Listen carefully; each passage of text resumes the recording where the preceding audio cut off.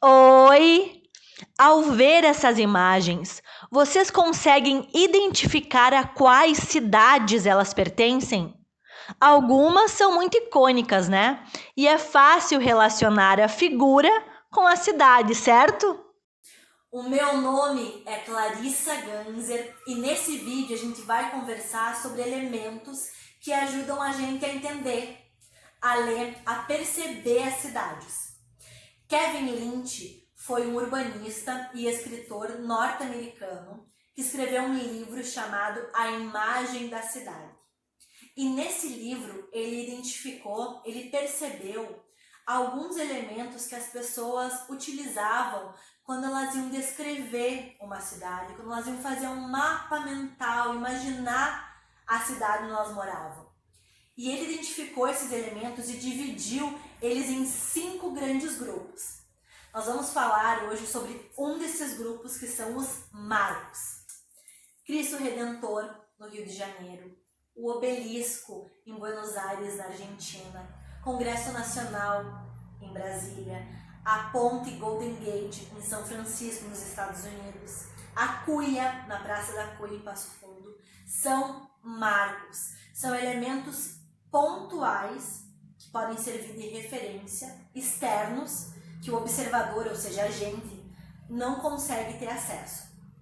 Os marcos, eles podem ser em escala monumental, como o Cristo Redentor, que eu consigo observar de diferentes pontos do Rio de Janeiro, ou eles podem ser numa escala mais próxima ao ser humano, como a cuia na Praça da Cuia.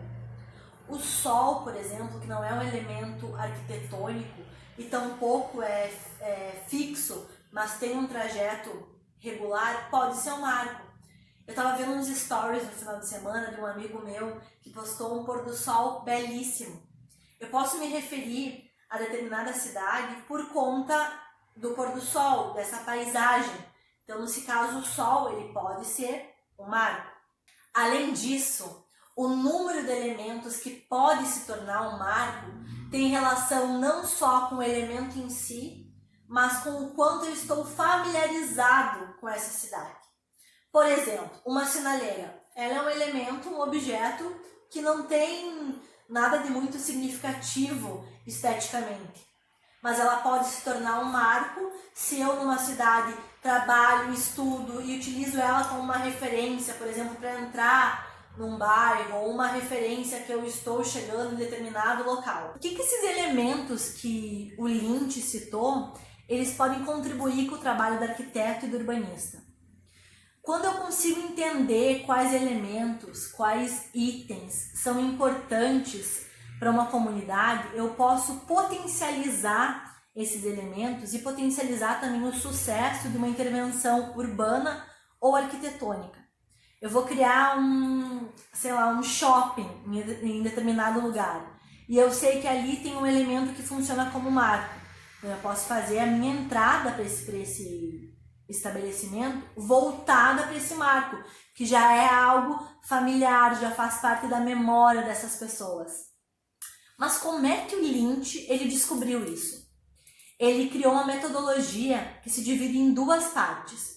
Primeiro, ele fez entrevistas com pessoas de 3 cidades norte-americanas, 3 cidades dos Estados Unidos, e depois ele pediu para essas pessoas fizessem um mapa mental, desenhassem como que elas entendiam essa cidade.